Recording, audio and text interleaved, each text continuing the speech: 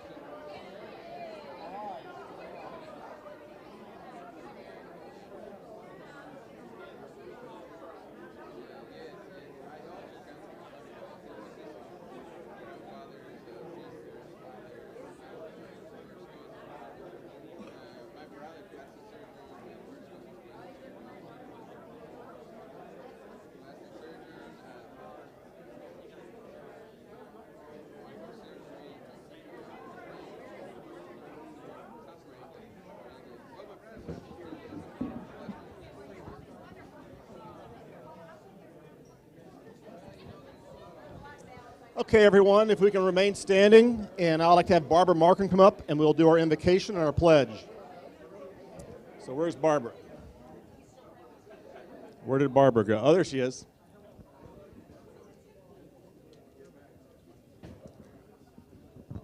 As we're standing, just want to see if there are any special concerns among our body. Sarah. I was talking to Stephanie the other day, and she's had surgery. She's at home recovering, but she's waiting for her pathology report. Oh. So she would just like us all to keep her and our thoughts. Yes. Stephanie, thank you for that. Well, whenever you're waiting a report of a medical, it's a very hard time. Yeah. My son towards ACL playing basketball, so surgery's coming up. Oh, okay, so prayer for surgery coming up. Oh, torn meniscus. That's not fun. I got one too. You do too. And then Janie Lovelace, who kind of helped bring our program last week, was in the hospital, and I think she may still be there. She was as of yesterday, Janie Lovelace. So just keep her in your prayers. Jane, where is she? Oh, Janie Lovelace has been in the hospital this week. So just prayers. She was here with us last week, so just prayers for her. Any others? All right, so let us pray.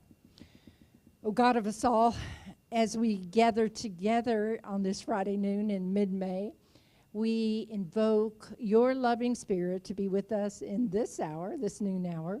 We thank you for the long and the significant friendships that have brought us together and unite us. We thank you for the long and significant service to our community.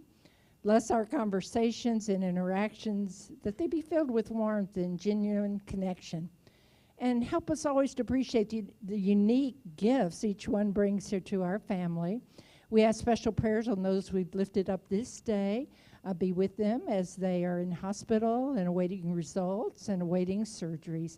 We know that your loving and compassionate care reaches out to them. We ask this in the name and spirit of service toward the stranger in our path and our neighbor. In your name we pray. Amen. Now we'll join together and pledge. I pledge allegiance.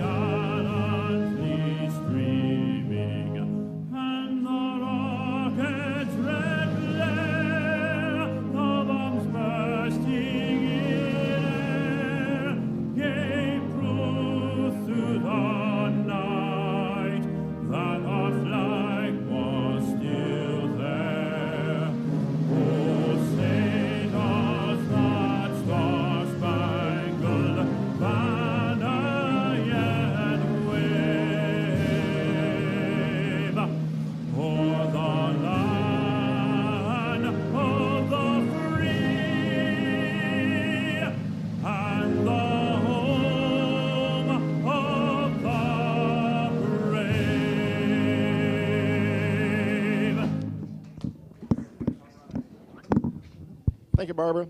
And now it's time for Happy Bucks. We heard some announcements and prayer requests, but who has a Happy Buck?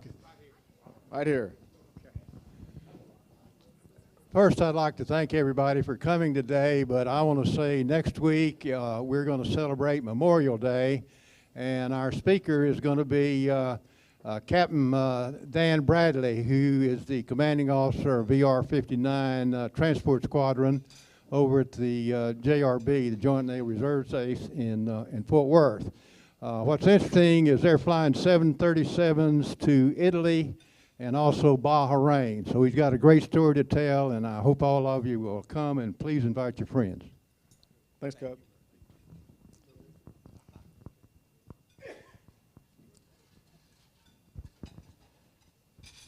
Tomorrow I'm going to join two brothers and a sister in Oklahoma City. We're going to watch the Savannah Bananas baseball game. They've been, and now they've talked me into joining them. Thank you, Doug. I'm just pleased today to be here. Had 2 procedures recently with the heart, and those are passed. There's no furthers planned. There's just a lot of recovery yet ahead, but things are going well. That's great. That's great. Jill and Tom. My son is an architect, and one of the ways that he releases his creative juices is through creative writing, and he had his first short story published this month. So congratulations to him. Congratulations. In Kathleen's absence, I have been commanded to beg you to join us at Ronald McDonald House this Monday night at 4 o'clock. We're about 3 or 4 people short. It is the most fun you can have without being arrested. And that includes if you're Scotty Scheffler, it turns out. Even he gets in trouble with the law. Anyway, let me know if you want to come, or you can sign up online. If it's your first time, I'll meet you and I'll walk you through it. It's fun, and I think you'll enjoy it. Any others? Okay, now guest, and Richard will have the microphone for guest. Who has a guest?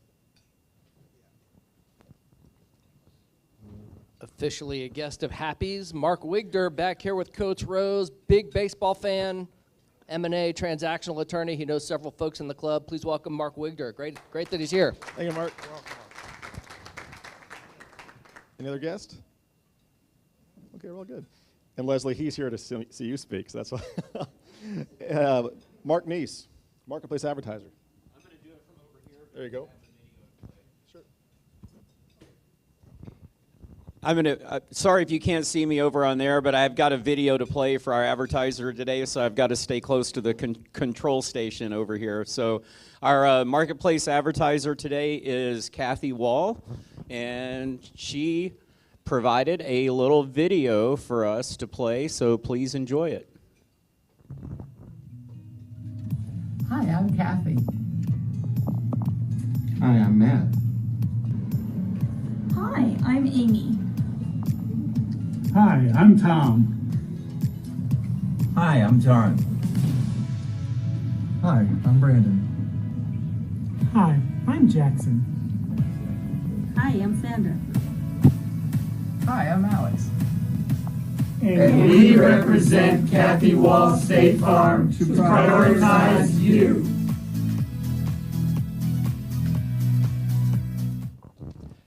So that was fun, right? So just so you know, any marketplace advertiser, if you want to give me video clips or something else to play, it's your time, your announcement. So that makes them fun. So, but let's please thank Kathy for her support of the club and the marketplace advertiser. And if you do have any insurance needs, please consider going to Kathy and talking to her about that. Thank you. Thank you, Mark. And now I'd like to call on Jeff Brady for the membership minute. You're up.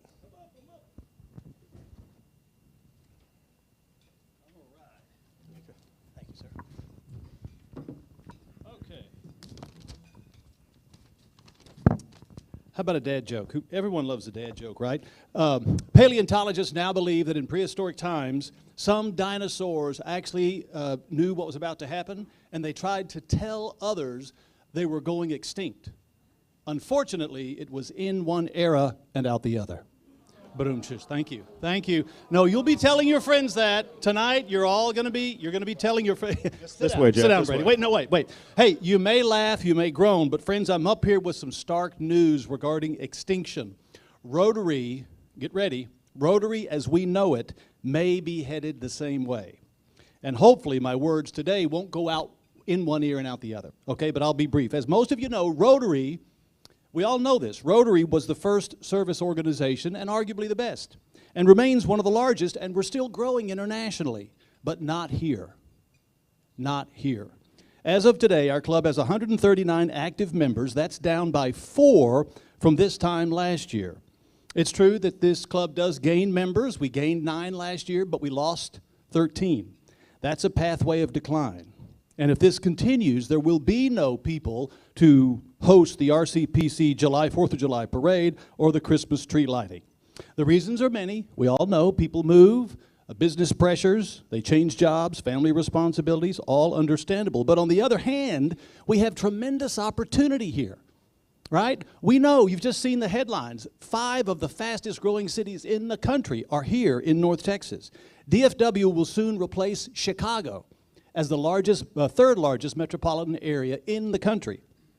So the opportunity to grow the club is at our fingertips, but we need to do the work. We have to recruit new members. Have you invited anyone to a meeting in the last year? If not, why not? Have you called anyone to discuss what great work we do, the fantastic projects, the great leaders we have right here at these tables week in and week out, the great speakers we have every Friday? We have marvelous visitors every week, but do we actively invite them to join? If not, why not? This is not optional, okay? If you are not inviting new members to come visit our club, friends, you are part of the problem. And I'm including myself. How often have I invited someone to come visit? I need to do more. We all need to do more for the future of this club. It's not just a good idea, it's crucial to our survival, and we need to do it now. Thank you. Thank you, Jeff. Richard Stanford.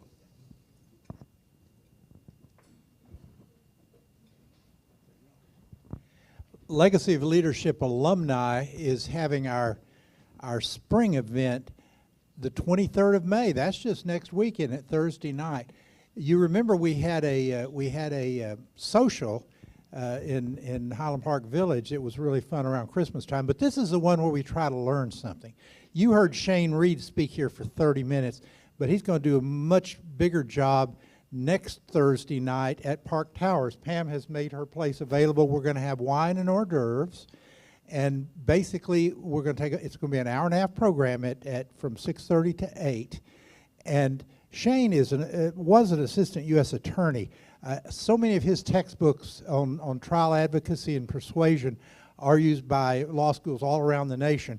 This is broader for us. It's not persuading a jury. It's how to make a persuasive presentation. We can all use that. And so we thought that would be a good piece of learning. And remember, you don't have to be just alumni. You can also be current class of Legacy of Leadership, or you can just be somebody who's interested in the legacy of leadership and the kind of things that offers. And this is one of them. So let me know. Yeah, let me know. Happy sent out a couple emails, and you had a chance to click on those. But if you can't find them, just email Pam or I and say I'm coming, and we'll have enough hors d'oeuvres for you. So looking forward to learning a whole lot this next week. Thank you, Richard. A couple of announcements. See Mark Kasher, dues are due now for next year, so please take care of that if you could at your earliest. And also on the tables there should be some nomination forms for the club awards.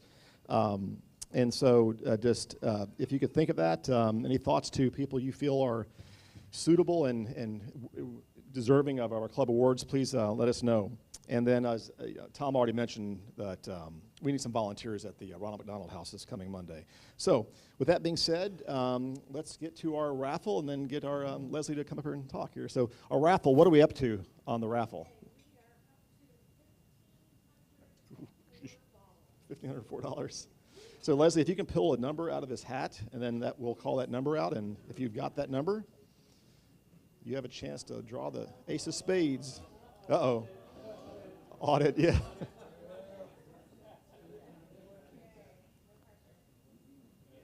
What's the last four numbers?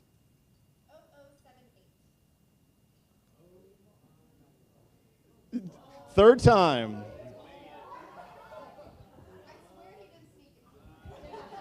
Okay, let's see what Jeffrey, this is your third time, right? Yeah. I've never won the pot. So third time's the charm. I think it's your third time. And the deck's getting very thin, guys. There's the ace of spades is the only card left. I'm just happy because I know Jeff's going to give all the money back to the fund. Isn't that right? If you win? No pressure. No pressure. No pressure. Is this it? That's it, yeah. Oh! Queen of spades.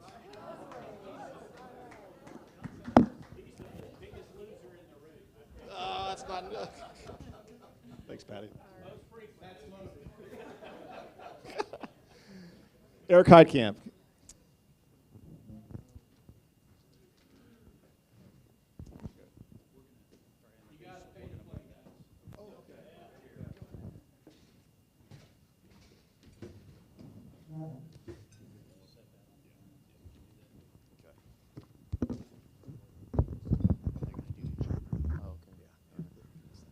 Does everybody remember the great Texas Rangers program we had and the MC we had that day? Well, she is back. So I'm just going to highlight a couple things. Lesley's basically a friend, officially a friend of the club, I would say. Lesley is a sideline reporter and anchor for Bally Sports Southwest, where she covers the Texas Rangers and the Dallas Mavericks. In 2023, she served as field reporter for approximately half of the Texas Rangers telecast on the field, and many more as host of the Rangers pre- and post-game coverage on Bally Sports Southwest. She's contributed to the Texas Rangers programming for the last 11 years and is also courtside reporter on the Dallas Mavericks road broadcast. Lesley also works for the Dallas-based Benchmark Title in a business development role in commercial real estate. She grew up in Lubbock. She has graduated the University of Texas with degrees in broadcast journalism and theater. She was recently featured in the Park Cities Neighbors.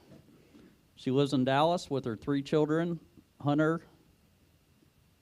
son Hunter, 2 daughters, Sullivan and Harrison, and a personal friend of Lori's and Daniel and others in the club. So please help me welcome Lesley McCaslin.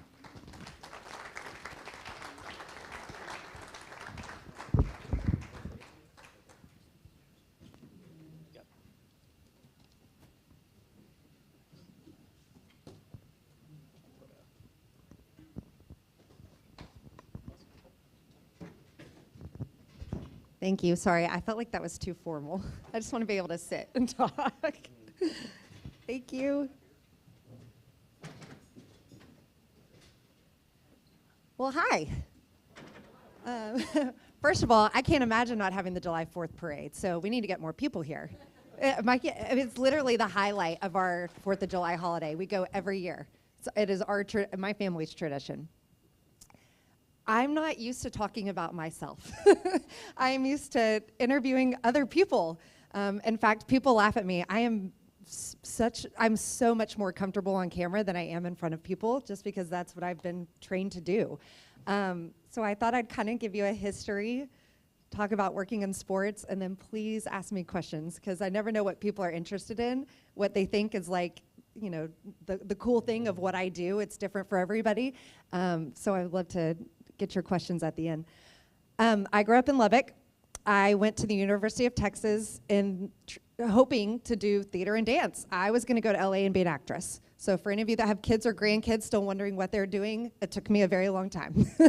I actually was finishing my major in 3.5 years and went, what am I doing? Like, am I really going to move to LA and like wait on tables? Like, I really cannot believe this is what my parents were so supportive, but what were they thinking? At that point, I had tried out for POM at the University of Texas my senior year because I was kind of bored, just want to try something different, and made it. And I was around all the sports, and I had 2 sisters and a brother growing up, so we were huge sports fans because my dad had 1 son at the final moment. So all of us girls were sports fans, and I thought, you know what, I may try broadcast. I'm going to double major, let's just see. So I got into broadcast journalism, and the first day we had to like pretend we were doing a live shot. And I was like, oh, this is it. I get to be me. I don't have to pretend to be somebody else. This is what I want to do. But I knew it wasn't news because I smile way too much. So it had to be sports. It had to be something fun that I loved.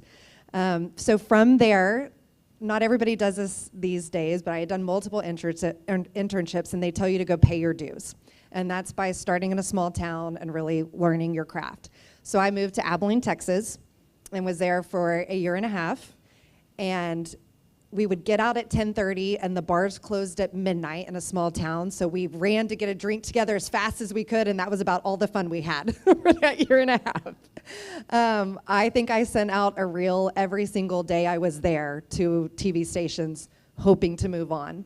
And I got lucky that one opened up in Austin, which is where I'd gone to college. And you know, like anything else, so much of it is who you know, not what you know. And so all the people I'd worked with before helped me get every job after that. So I went to Austin, worked at a TV station for 4 years, and during that time, I covered the College World Series because the Longhorns went to the College World Series. I went to the Sweet 16. I went to the National Championship when we played Alabama, to the Rose Bowl. There was so many amazing, like I just got lucky that Texas was so good at every sport during that time and got to experience all that. And if you have questions about that, got to know Mac Brown so well for all Longhorn fans. It just was such a cool experience. At that point, my brother walked on the football team, so we got to be on the sidelines together. But it was definitely a time I will never forget. I did the Longhorn basketball show with Rick during that time, and it was a great time. I was not at like the greatest station. We probably weren't the most watched station, but I got some incredible experiences. At that point, I said, okay, what's next? And when I was doing the basketball show, I ran into the boss of what was Fox Sports Southwest at the time, which is now Bally's. It's all the same people, always has been for like 30 years. And he said, well, Lesley, just come start working in Dallas. We'll give you some freelance opportunities. And so at the time I was living in Austin, so I was driving back and forth to do whatever they asked me to. Oh, can you come in and fill in on the Mavericks broadcast? Sure, I'll be there. You want to anchor Stars? Yes, but I don't know how to say one of their names. I mean, literally, they asked me to do something. I was all about it. And so I burned up the road of I-35. Eventually, we moved back to Dallas. And I still did that for about 1.5 years. So at the time, Emily Jones and Dana Larson, who have been at Fox forever, were both on maternity leave. So that was kind of my way in. They were on maternity leave. I got that time to fill in on the broadcast. The first time been on live broadcast. And this was Rangers. This was Michael Young and David Murphy and Ian Kinsler. This was, 12 to 15 years ago. But I knew that even though that was my opportunity, I was still the fill-in. Like I really needed like the daily reps. So I stayed and I worked and I worked, and I think I turned 30 at that point, and the Oklahoma City Thunder, who are also a part of Fox Sports, it's a big, 4-state broadcast group, asked me to come be their sideline reporter. I was like, I just moved to Dallas. I don't want to move to Oklahoma City. Like, that just sounds crazy. I think I turned the job down 5 times. And ultimately I said, look, my family is in Dallas. I would love to work for Oklahoma City. Kevin Durant, Russell Westbrook, what an amazing, they had just went to the finals and lost to the Miami Heat. What an amazing opportunity. But like, I need to be in Dallas in the summers. Dallas is my home. They finally agreed. And I thought, okay, well, I'll go for like a year, maybe, just to get my reps, do it every day, and this will be the experience I need. I went for 7 years.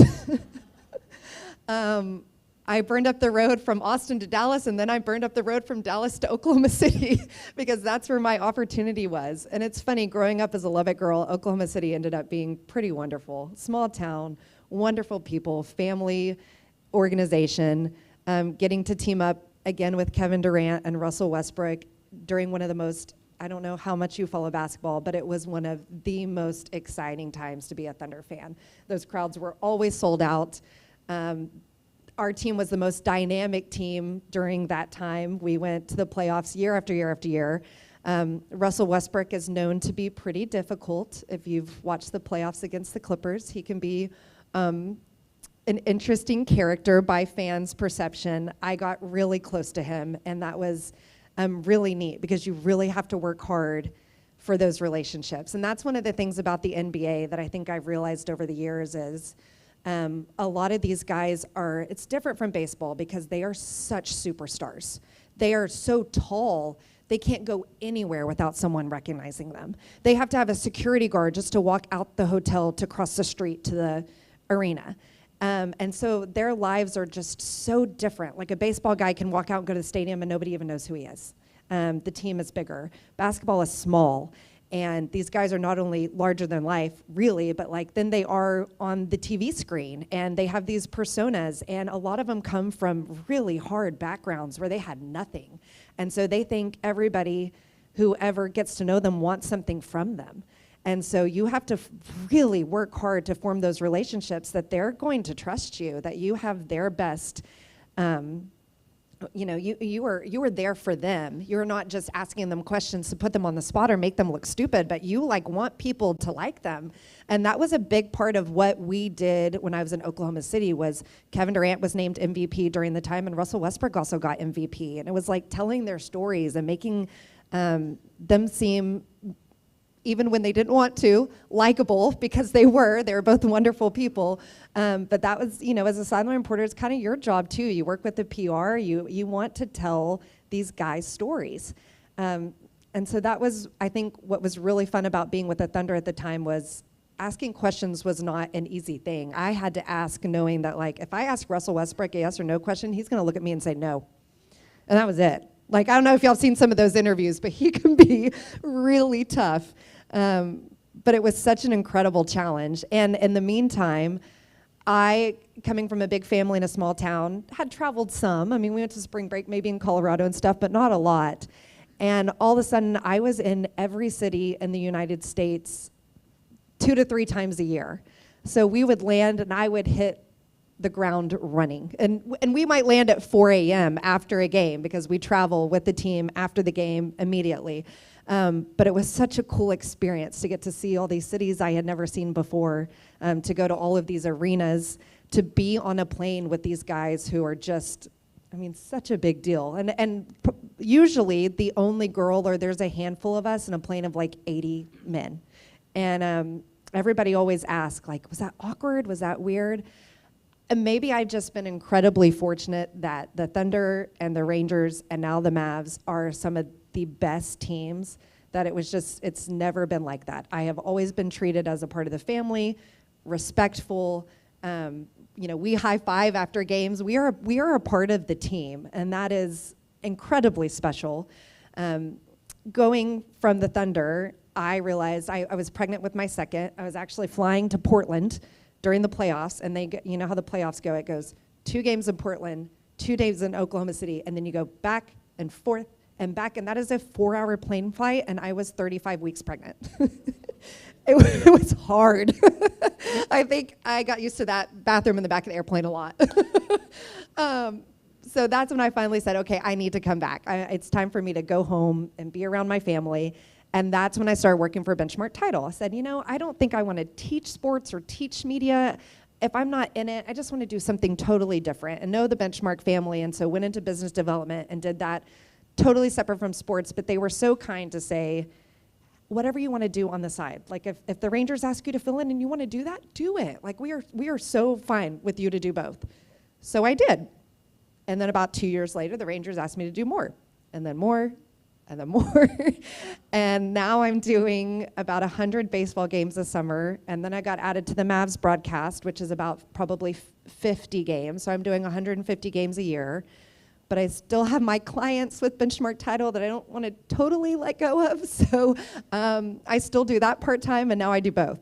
But I feel very lucky that I, have not just one, but 2 careers that I love, and everything is about people. And so both have been such a blessing. The Rangers, for 2 seasons, I covered 2 years of 100-loss baseball. And we would sit there, and Mark McLemore or Steve Bichelle would look at each other after the game and go, all right, what are we going to do? What are we going to say? Because you don't, for the fans, they're disappointed. You don't want to sit there and act like, it's okay, we just lost game 99, but we're going to be fine. And at the same time, you go in the clubhouse every night and you work with these guys. So if you say something on air like, man, that guy really sucked tonight, then you better be able to say it to his face. And that is, that's something that different media does different ways. I have always found you can be honest while also being respectful. And that is incredibly important to keep those relationships up in the clubhouse. Because again, half of what I do, especially as a reporter, is just about your relationship. And so we always tried to find the silver lining in some really, really tough years. But it was also fun. It was just baseball. So to say that Chris Young coming in, which was so crazy because our kids go to the same school. I was up here with him earlier. His high school best friend married my college best friend. So it was such what I call a God wink that he happened to take over at the time where I was getting busier and totally changed the dynamic. I mean, hey, this team is used to losing. But we are going to change everything. We're going to stay in nicer hotels. We're going to change this. We're going to make sure that the broadcast is at a certain level. Like if we want to be a championship team, then that broadcast needs to be championship level. He came in and really wiped the slate clean and said, let's restart. Little did we know that would mean a World Series in the first year. I mean, it really is so incredible just to think about how different things were, even from the beginning of the year where the offense was one of the best offenses ever. And then we're sitting there in August, and I remember I'm on this trip in Cleveland, and we're all of a sudden losing like 16 out of 18 games. It's the end of the year. I'm like, oh, great. We were part of this amazing team, and now I remember looking at Chris and going, hey, it's, I'm just going to say, I know you want to win it all, but, it is a win just to get in the playoffs. After so many horrible seasons, especially the last 2, this is a win. And he goes, no, Lesley, we're going to win it all. I was like, okay, whatever you say. And sure enough, they did. They caught lightning in a bottle. And it was so much fun because they're such a great group of guys. And I will totally open up to anybody you want to ask me about, but it really is they are such a nice group. Marcus Simeon and Corey Seager are incredible leaders. There's not one person on that team that you don't cheer for. There's not one person I don't mind going in and talking to. And it is funny, NBA is a little different from baseball. Again, the superstar status is a little bit different. Baseball is a little bit more under the radar, and so they feel, I think, a little bit more comfortable to just be themselves. They're okay popping open a beer in the clubhouse after the game or on the airplane. And it really, the Rangers does feel like a huge family. It is so much fun, from Bruce Bochy to Tony Beasley, because you spend hours at the ballpark. I mean, I will get up to work out in the morning at the hotel, and the assistant coaches are going at 11 o'clock in the morning for a 7 o'clock game. And they spend all day up there. And then we go at 3 o'clock, so in between talking to them, we sit in the dugout and get to know everybody. And you play every single day. So it's a lot. It's a lot of time away from your own family, which I think you all realize, so that you kind of have to, be there for each other.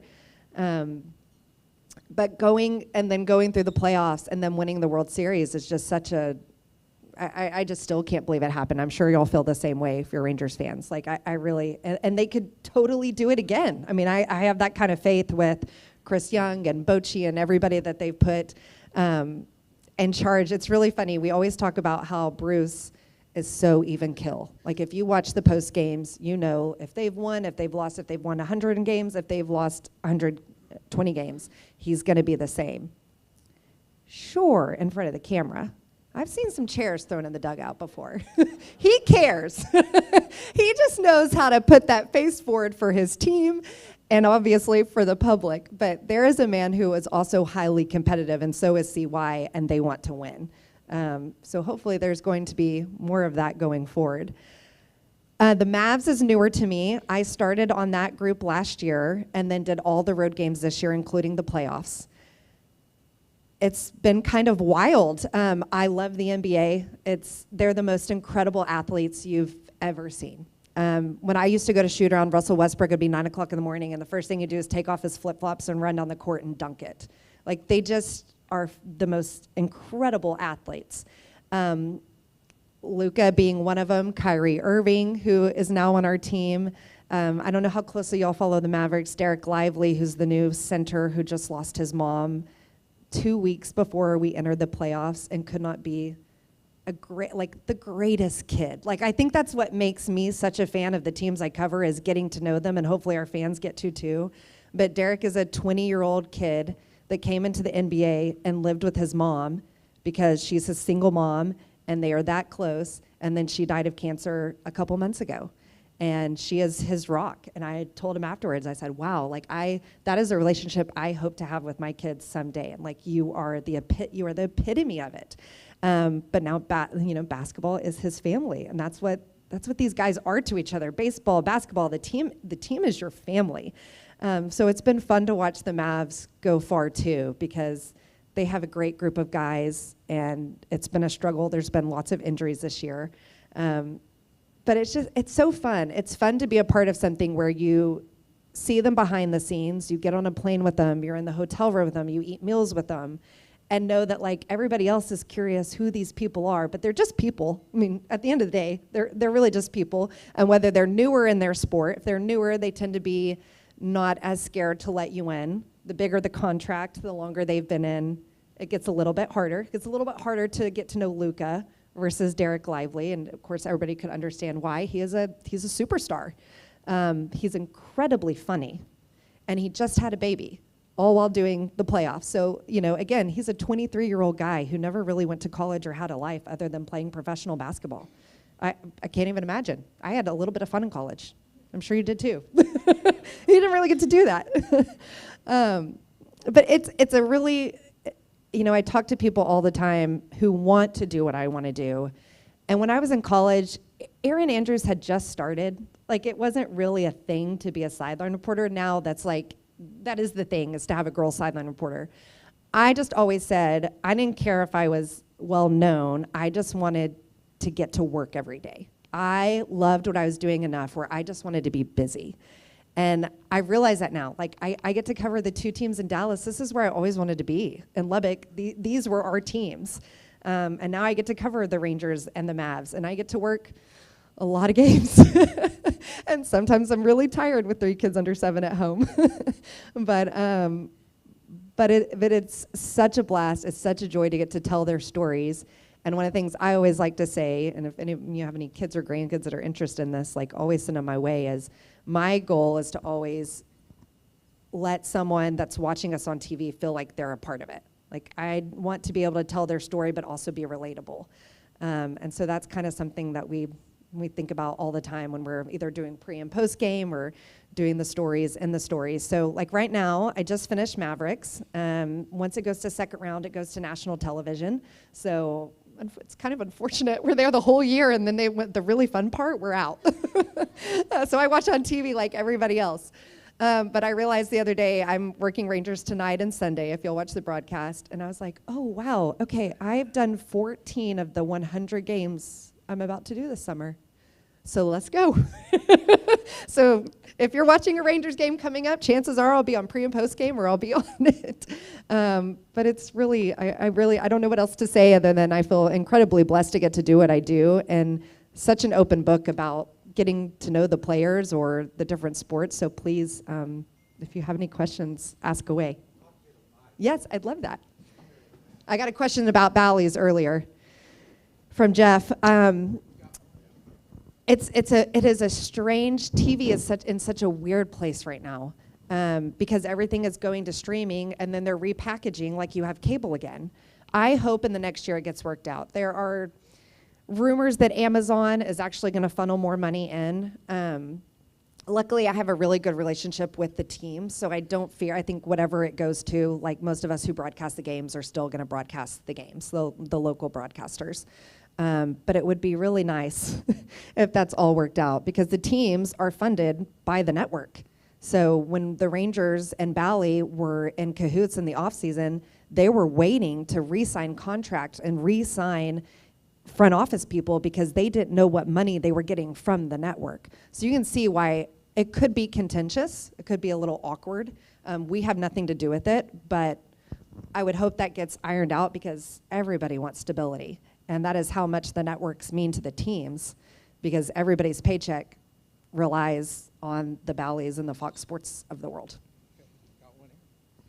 First, Ms. McCaslin, I want to thank you for coming, and certainly enjoyed your comments. My question is, I have a daughter-in-law that has 3 children, as you do, ages from 11 to 13. And my question is, how do you manage a career with all your activity with 3 children? It is a really good question. My mom always worked growing up. I was lucky at least to have a very good example. I was one of 4, and she worked nights as a nurse in the ER from 7 at night to 7 in the morning so that she could be with us during the day. I still don't know how she did it. I'm so tired, I can't even imagine. She never slept. I got divorced 3 years ago, which I, again, would have never expected. And so becoming a single mom of 3 very young kids at the time my baby was 4 months old, I went, okay, well, I have not 1 career, but I have 2. And thank the Lord that I do, because I have a lot of friends now in their 40s going through the same thing and don't even know where to begin. I am very lucky that most of my family now lives here, my parents included. Moved here, been married 50 years this summer. My older sister lives here, my younger brother. And again, a God wink at the time. I had a nanny kind of working for me a little bit at the time who has just been a godsend, her and her entire family. So it is a lot of planning. It is a family that is super supportive, that knows I'm doing what I'm loving, so they're willing to help me out however they can. So whether that means my kids spend the night with my parents when I'm gone, or my nanny's there during the day and then my parents come spend the night. I mean, it is really, I will look at the schedule and go, okay, I'm out of town for 4 days. Who's got this, who's got this, who, and luckily living in the Park Cities, my friends do so much for me. Hey, Lesley, you need me to come grab Hunter to take him up to school? I got him. You want me to take him for a play date? You got baseball this afternoon? I mean, I have never felt a neighborhood more than I have these last 3 years. My immediate neighbors who live beside me who have been there for us, and then just our school friends. But it's a lot. And I say a lot of times, people are like, whenever do you sleep? Every chance I get. If there's a window for a 30-minute nap, I take it. If my kids go to bed at 8 o'clock, I go to bed right after them. Because I was told early on, your kids are going to be okay if you are okay. And I was like, gosh, that seems so selfish. And then I was like, no, actually, it's so true. I am so much more patient and loving when I am well rested. So that is a huge priority for me. And back in the day when I didn't have kids and I was on the road, I was probably out and experiencing, and now this whole series with the Clippers, when we went to LA, I stayed in my room and it was wonderful. And I slept in and nobody was crawling in my bed at 2 and 3 and 4 a.m. But I juggle a lot, as I'm sure your daughter-in-law does. It's hard to work and have kids, and I think there's a lot of mom guilt. Sorry, this is a long answer. I think anybody who works at some point had a lot of mom guilt. I should be at this. Everybody's at this. You know, why am I not at the swim lesson? Why am I not the person at field day or cafeteria duty? But I know how I feel about my mom now. And so my hope is that my kids feel the same way about me growing up, when they know everything that I was willing to do to make sure we stayed in our house and we had a great lifestyle, and that I was there when I could be. And hopefully someday they will appreciate that as well. Lesley, could you speak to the, obviously you're in the media and sports, but with TNT losing the basketball going to NBC and the large numbers of dollars that are, and you spoke to how that funds the leagues. Can you speak to that? Because, you know, that's a great team they've got there, but what are your thoughts to that? Yeah, you know, it's just crazy because there's just so much change. And right now, NBA and Major League Baseball too, they're going to go with whoever is willing to put up the most money. I mean, that's all there has to do it. MLB is an incredibly difficult situation right now because MLB has the rights to certain teams, and there's a certain way they want things. And so there's a huge disconnect there. I mean, as far as the fans go, I don't know that fans are going to care whether it's on TNT or NBC. They're still going to get the product unless you're just a huge NBA fan, and TNT is such an incredible broadcast and they have such a funny rapport and a great show that I think that will be largely missed. I mean, who doesn't love Ernie and Shaq and the guys? They are so great. But as far as like the product, you know, the regular basketball games, you know, being national, I don't think people are going to mind that much. I think where you really would know the difference is if your local broadcast changes. Like, people hate when we go to national TV in the second round because Mark Followell is not calling the Mavericks basketball games anymore, and he's amazing. But I think there's about to be a lot more change. It wouldn't surprise me. Yeah. Yes. Yes. Mm-hmm. And maybe it wouldn't surprise me if some of those personalities move at some point too. I mean, but look we've had it with Troy Aikman, you know, leaving and going to ESPN from Fox. Like, there's been so much change in the last few years, and it wouldn't surprise me if, again, we're Mavericks or Rangers on Amazon Prime next year. I mean, it's just such an unknown time, and it's funny that the economy is so bad. Like, everything just seems to be so up in the air right now. It will be really nice when I don't have to talk about this every day with even the people who work for the Rangers, because it's uncomfortable. Like, it isn't uncomfortable. Nobody knows. Nobody has security from the season on in any sport. In any, yeah. I mean, it really, because the TV money is that big of a deal. I hope those guys come back in some form or fashion. But, you know, everything it's about money.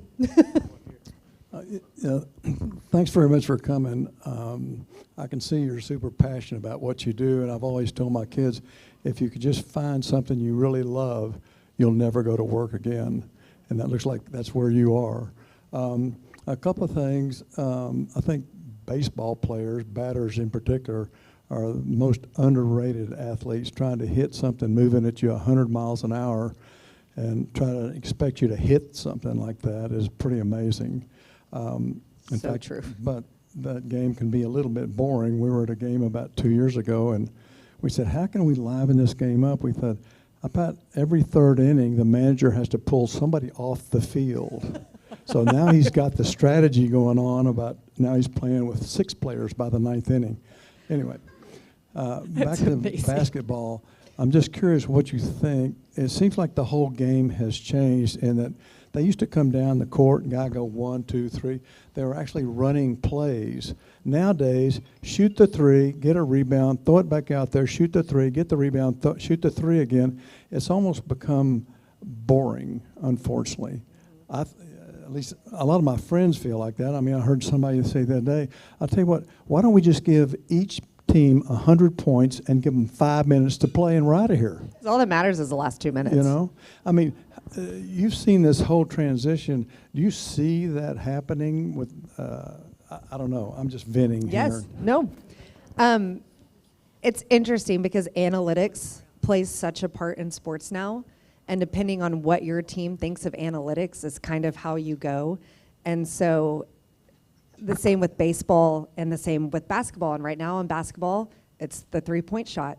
If you can hit a certain amount, it's way better to take those than take twos. And so a lot of teams have gone that way, including the Mavs. They also have 2 superstars. So they can play mostly through those 2 guys. If you've watched any of the series with the Thunder, and I think it's interesting because I used to work for the Thunder when they had 2 superstars and everything went through Kevin Durant and Russell Westbrook. Now they play as a team because they have to. So their brand of basketball is a little bit different because they don't, I mean, they do have superstars, but they're so young, not really. They move the ball more. They play more kind of that old school basketball that a lot of teams don't because everybody in the NBA thinks now you need 2 or 3 superstars and you're good. They really don't run as many plays as they used to. For me, I still don't think it's boring because I think they're the most incredible athletes, but I can see what you're saying and that it is frustrating that there's really a lot of times you're kind of like, that's what we were doing? Like that was the plan?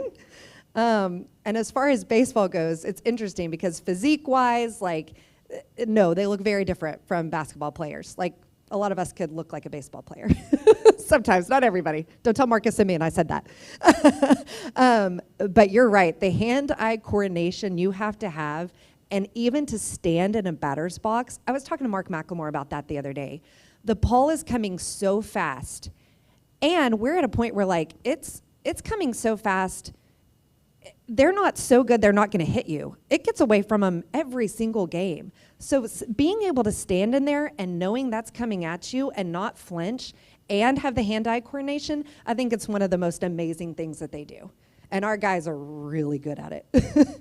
But they also spend hours. I mean, Corey Seager and Marcus Simeon, they do things differently. But Corey gets there before the games and is in the back hallway with a video, and he FaceTimes his coach, and he's on there maybe an hour tweaking his swing every single day. I mean, it's fascinating the amount of time, or how all of a sudden Josh Smith this year is hitting so much better, and it's because they did a slight bend that like helped him get more power. I mean, the little bitty things that they know how to work on and that they are constantly tweaking to get that perfection is really pretty amazing. And the hours that they put in to be able to hit a baseball, I can't even imagine. Okay, Bill's got a question Sure. here, and then Jeff Brady will do cleanup, and we will. Thanks for coming. Way back, when I first saw female sideline reporters, I thought, well, that's insightful and very interesting. Then I started getting a little cynical. Uh-huh. Oh, Are the producers getting attractive young women on the sideline to say the women audience might be engaged, or what was the deal? But I'm convinced that there was a strategy employed to figure out that putting young, attractive women on the sideline would be good for everybody. I don't think you're wrong. And honestly, to our detriment, what's really hard about that is overcoming that stereotype. Because now any young girl that wants to work in sports, that's what they want to do. And that's why I said when I started, Erin Andrews was kind of new. That wasn't really a thing. And I wasn't afraid to go pay my dues in a small town. And girls don't want to do that anymore. There are too many websites, there are too many podcasts, there are too many other things that you can do and just already have immediate, fame or notoriety by being online. And nobody wants to go learn that if you go to a small town, you're going to learn that when you look at a baseball score, you're supposed to say 1 2/3 innings, not 1.2 innings pitched. But the problem is, if you don't go and do that work, then when you get to the big stage, people know you don't know your sports. And so that is something that I have had to work really hard at, is like, I want to know what I'm talking about. And the funny thing is, my analysts know it too. Even though I still have to ask them questions, and I do all the time, They know when there's new people coming up or filling in for me, they know if they don't know their sports. And so you really have to work for that respect. And there are a lot of amazing women who have earned it and deserve it, and there are a lot who don't. I mean, I think it's like anything else, but that credibility is so, so important. It was always important to me, and it should be. And I still tell every young girl that comes to talk to me, like, go pay your dues. You're right out of college. It's okay. You have time. Like, you have plenty of time, but you've got to learn it. You've got to work on your craft every single day, because if you get an opportunity too soon, like any of these athletes, you get called up too soon and you're not ready, guess what? It may ruin your career. So I agree with you, though. Lesley, thanks for being here. I was going to give you a softball, but instead Van gave me a really great question. So here's where I get you in trouble. Okay, this is good. It's the last question. Anybody recording? So yeah, set your recorders. The Mavericks have new owners, right? So we all know that. So what do you hear from inside the organization about the potential plans for this ownership group to build a new facility that might include legalized gambling and the lobbying effort there too? I will say, first let me say, everything that I hear is hearsay. I have not met the owners personally. I have seen them around, and there's a lot of hearsay within the team too. I don't think anybody really knows. But that's what's kind of crazy, is nobody really knows. So I do think there are going to be changes. A lot of that is, how much is Mark Cuban actually going to be involved going forward? Nobody really knows. He's still around now. He's still at the away games. He still appears to be calling some of the shots, but that's in a good faith agreement between him and the Dumonts. So that could change. I've heard about the casino and the gambling, which would be really interesting. I'm not sure if I'm a fan of, and I love American Airlines Center, but I've heard that they are a hospitality hotel family, and they want to change the dynamic of the basketball arena. And that they're already, raising the prices in the suites. I know a lot of people, raising of the seats, all the seats, so that people are having a big problem with that. They also had a big problem with that when the Rangers did it a couple years ago, though, and then they put the product on the field, so it's been okay. But if y'all went to the old ballpark and you've taken a tour of the new ballpark, there are speakeasies, there are clubs, there are places you can go get a drink, there are places you can pretty much find whatever you want at the ballpark, and it is totally different than it used to be. I'm hearing that that's probably going to happen for basketball too. So whether it's at American Airlines Center where it is currently, or whether they move it, because they have a lot of land over there and apparently some in Irving, I think they want it to be more of an experience than it is now. So that's just in the facility alone. I would not be surprised if there's a huge change. The one thing that it's not interesting, I think it's actually really good, is that Jason Kidd's contract has already been extended. So there's not a feeling this year of, in the off season, the owners are going to come in and totally change everything. They've already come to that agreement, because that's kind of what you wondered, is Nico Harrison, the GM, still going to stay? Is the head coach still going to stay? Well, that's already been kind of figured out. So some of that may be normal for a little bit, but I definitely think there's a big change coming. The fact that Mark Cuban, in a way, gave them the opportunity to take over the reins shows me that it won't be long. And I love where American Airlines Center is, and I don't think they're close on the gambling thing, but I think they would like to be. Well, Lesley, thank you so much for speaking, and hopefully next year we'll have you back and you can speak to I some would love it. championships. I hope I was interesting. I really I never talk about myself, and I do love what I do. But if you're really into sports, please come ask me questions. But I'm not that interesting. I know we have a rule, but every year I'd love to have her speak, because just your insight. And especially next year if we have some more wings on these guys. Goodness, I hope so. Well, thank you so much. Thank look you. at McShane Elementary will be placed in your honor for speaking today, so we appreciate you coming up here. Thank you so much. Next week, Kel Bamus, our Memorial Day service, will be for our program, and then Richard will down do our four-way test. Yeah, please join me in the four-way test of the things we think, say, and do. First, is it the truth? Second, is it fair to all concerned? Third, will it build goodwill and better friendships? Fourth, will it be beneficial to all concerned?